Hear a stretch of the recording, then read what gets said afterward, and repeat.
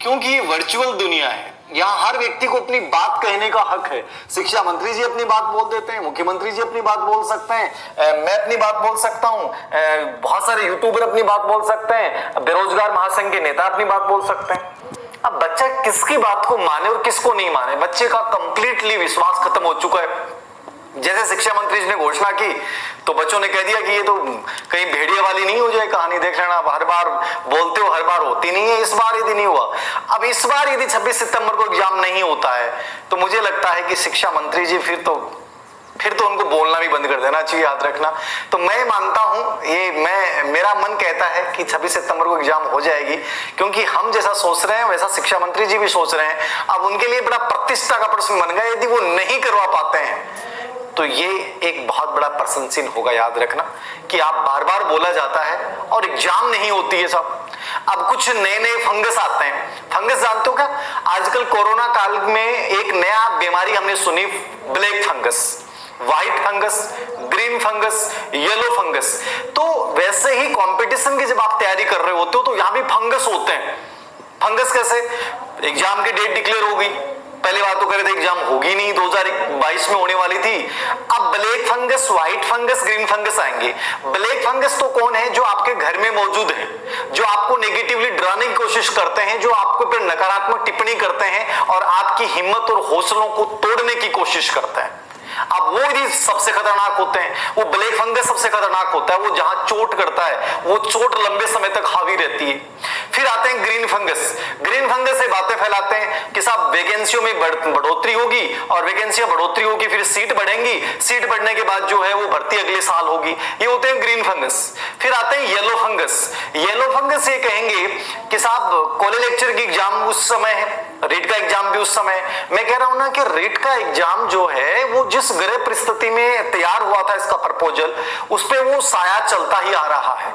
अब एक नया सवाल खड़ा कर दिया बच्चे के दिमाग में, सबके की तैयारी तो करनी है सब, लेकिन प्रॉब्लम ये आ रही है सर, येलो फंगस वाले लोग कह रहे हैं कि असिस्टेंट प्रोफेसर भर्ती परीक्षा की एग्जाम डेट है। अब येलो फंगस वालों की बात सुने, ग्रीन वालों की सुने, ब्लैक वाले तो घर पे बैठे हैं, वो तो डेली कुचड़नी करबो ही करें, मैं तो डेली इंजेक्शन लगाऊं, वैक्सीन लगाबो करें कि बेटा या तो डाउन हो कहे डाउन हो। तो ब्लैक फंगस से बचना है, ग्रीन फंगस से बचना है और येलो फंगस से बचना है। और दुनिया भर के फिर जो बाकी छोटे मोटे फंगस हैं वो चलते रहते हैं। वो अलग अलग प्रकार के यूट्यूब चैनल हो सकते हैं, मेरा भी चैनल हो सकता है मान लीजिए, जो आपको भ्रमित कर दे, ठीक है, या कोई और बहुत प्रकार की अनावश्यक विषय वस्तु हो सकती है, दुनिया भर की मार्केट में गाइड्स हो सकती हैं, ये दुनिया भर के फंगस हैं। अब जो बच्चा इन फंगस के बीच में अपने आप को मेंटेन कर जाएगा, जो इन फंगस के बीच में से निकल जाएगा, जो इन फंगस से सावधानी रखते हुए, कोरोना का कोई इलाज नहीं है, फंगस का इलाज ये है कि जिस अंग पे आक्रमण करता है उस अंग को बाहर निकालना पड़ता है।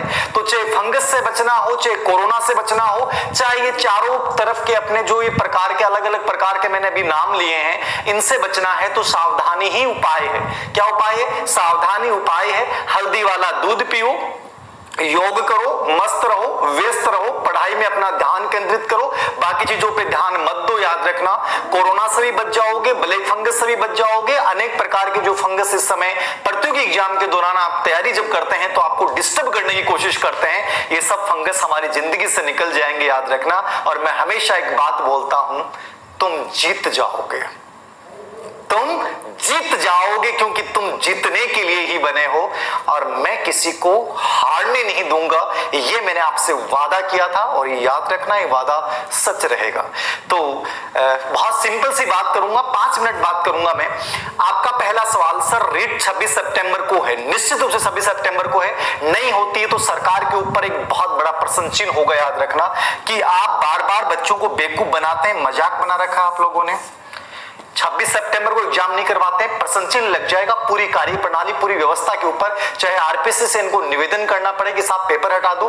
बाकी उस दिन जो पेपर है वो इतना बड़ा पेपर नहीं है, बहुत छोटा सा पेपर है, बहुत कम लोग उसमें शामिल होने वाले हैं, तो कोई बड़ा इश्यू नहीं है। आरपीसी यूपीसी की परीक्षाएं बहुत बार समानांतर टकराती हैं और दोनों एग्जाम्स हो जाती हैं, लेकिन आरपीसी ऐसा कर सकती है कि वो बहुत छोटा पेपर है उसको आगे सरका दे। लेकिन चूंकि अब शिक्षा मंत्री जी की प्रतिष्ठा का प्रश्न है, उनके ऊपर प्रश्न चिन्ह लग जाएगा यदि आप ऐसा नहीं करते हैं। याद रखना, तो 26 सितंबर को मान के तैयारी कीजिए।